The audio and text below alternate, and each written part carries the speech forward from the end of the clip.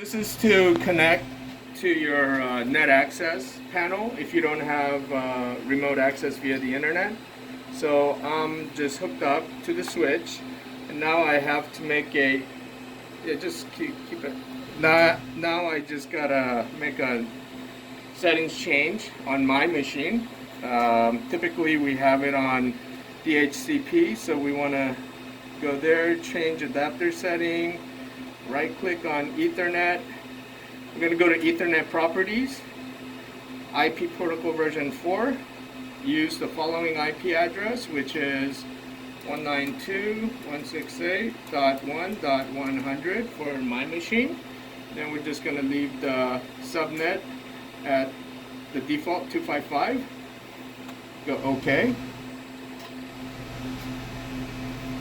And just X out.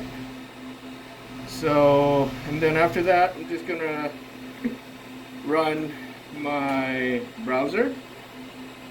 And this is the default IP address. This IP address we could actually change, but this is the IP address you put in if your controller was set just left at default. https://192.168.1.150. 1.150 is your controller IP address. Google Chrome is probably going to tell you that it didn't, but it's going to tell you, yeah, the safety thing. You just go to advanced and proceed anyways, and it'll take you to this panel. It just took me to this because I didn't log out from the previous session. Okay. But the IP is the main setting that you want to take from this. The ID and the password, I'll send it to you. Okay. So this is it. And then it's just going to give you, this is a dashboard, give you a panel overview. You have one panel downstairs and two panel, which is the secondary panel upstairs for the 3 doors. And basically the main feature that you're going to be using is people and access.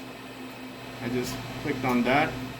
Adding, removing users, modifying users. Okay. So for instance, if I wanted to modify, I have a user setting, I believe JMI. So it pops up here. I could go into my setting and it shows you the associated cards that this person has. If I wanted to get rid of any of these cards, I can just click on it here and just get rid of it. So that number matches up the number on exactly. The so here you have 16035. Oh, here's a kind of a I don't know, kind of a retarded thing that Honeywell made in that. Okay, so if I try to, for instance, let's say I'm going to try to add just a random user right now, okay? So I do that by going to people and cars, people, plus sign. I don't think you have to. People, I'm just going to name it test.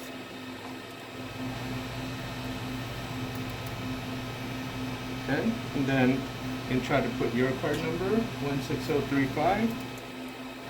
16035.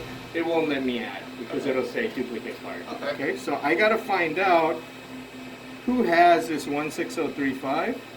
This kind of leads me into what I was saying was retarded with this panel, is that it just had a major upgrade on the interface and everything, and so I just searched for 16035 under cards. Okay. It popped up.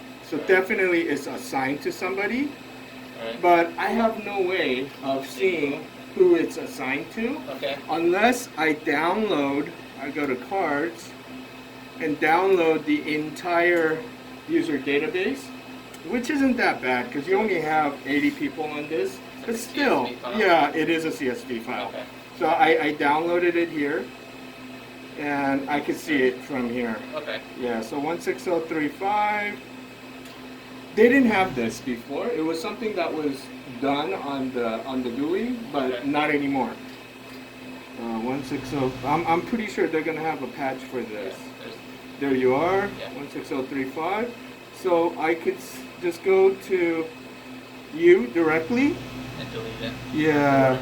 Or, Or, or get rid of it, or, yeah, go that way. Hang on.